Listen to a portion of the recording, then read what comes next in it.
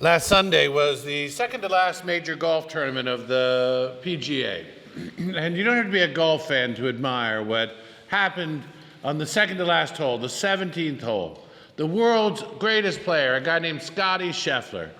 He had started the morning out behind by 4 strokes, and then it was getting closer, and had surpassed Robbie McIntyre, and then it was neck and neck towards the end. He hit a shot, his second shot on a par 3, and he was way off on the side, 82 feet from the hole, in the rough. And he got up and he walked around, he looked this way, looked that way, looked at his club, did all the things that golfers do, and he hit it.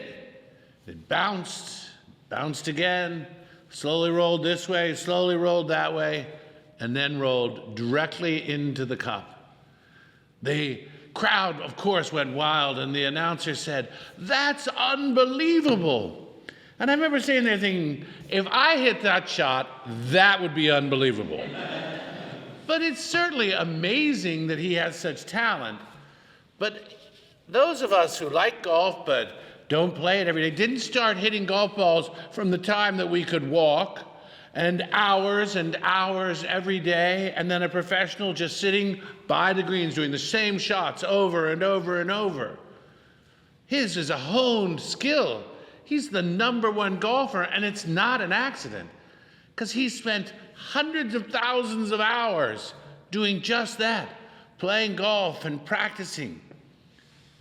And that's what Jesus talks about today, practicing. He's asked, "Lord, will only a few people be saved?" And this is a rather important question, because we tend to think, oh, everybody, how do you get to heaven? You just die. And that's right in, no matter what you did. And Jesus is saying, whoa. Well, wait a second. There's a little more to this than just that. And he answers, strive to enter through the narrow gate. So as opposed to being this big, huge, wide open door, he has us picture a narrow gate. Strive, he says, for many will try to enter, but will not be strong enough. Strive. Strive is the word he uses. In other words, practice. Practice your faith. The narrow gate means that you and I can't take it for granted. We need to make an effort each and every day.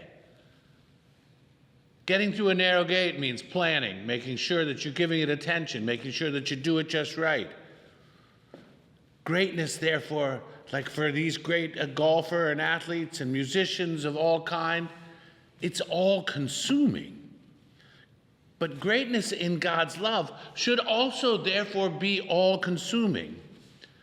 We tend to think of practice as sort of just our own grit, our own efforts into getting into heaven, and that's the absolute wrong way to think about it. We don't get to heaven because we've climbed our way up to the mountain. We get to heaven because we practice letting go of the mountain and letting Jesus carry up the mountain. We do all things through his generosity and his gift. But we need to practice. We need to keep an eye on the narrow gate and make sure, but there's more to it than just that. I would suggest that there's also awe and wonder. A great golfer, a great hockey star, a great artist, a great musician, a great writer does it because they love it. They stand in awe of what they get to do. A great teacher, a great minister, a great priest wakes up and says, I love what I do, awe and wonder.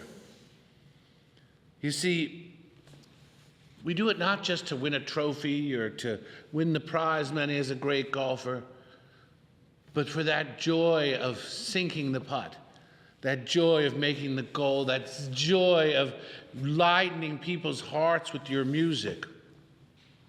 Greatness in faith is not forcing yourself to pray, although sometimes you have to, but it's rather waking up each day and seeing all that surrounds you as a beautiful gift and keeping yourself alive in that awareness. For those of you who are married, to wake up in the middle of the night and there they are snoring again. And then you say, thank God that I can hear that gift. or the baby crying in the middle of the night when you'd rather sleep, the priest who gets the call at night, the teacher who sees a student struggling and they want to go home and instead they stay. Each of these are challenging moments, but they're done out of great love. You see, loves don't just suddenly die, they grow cold because awe and wonder has slowly been allowed to ebb away. And this is especially true for our love of God. And so I have a solution. We need to live in wonder. Maybe wherever you put on your makeup or do your shaving or whatever it is that you do to make yourself fabulous each day, put a little note that says wonder at today. Keep a note maybe near in your prayer book. Wonder, and then keep a list of the people that are there. You see, everything that we have is a gift from God.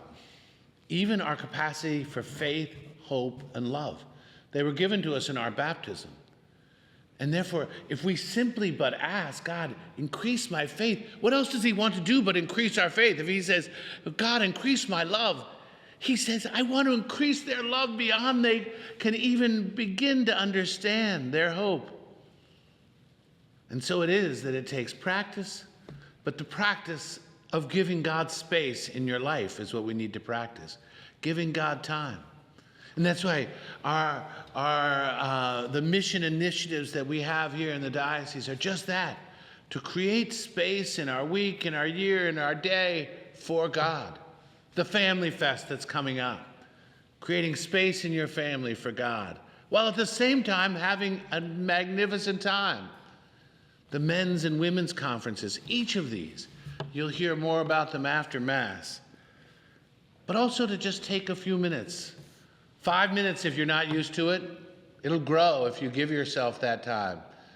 5 minutes to just say, God, you do the work. I'll give you the space. I'll practice letting go of the mountain so that you can carry me up.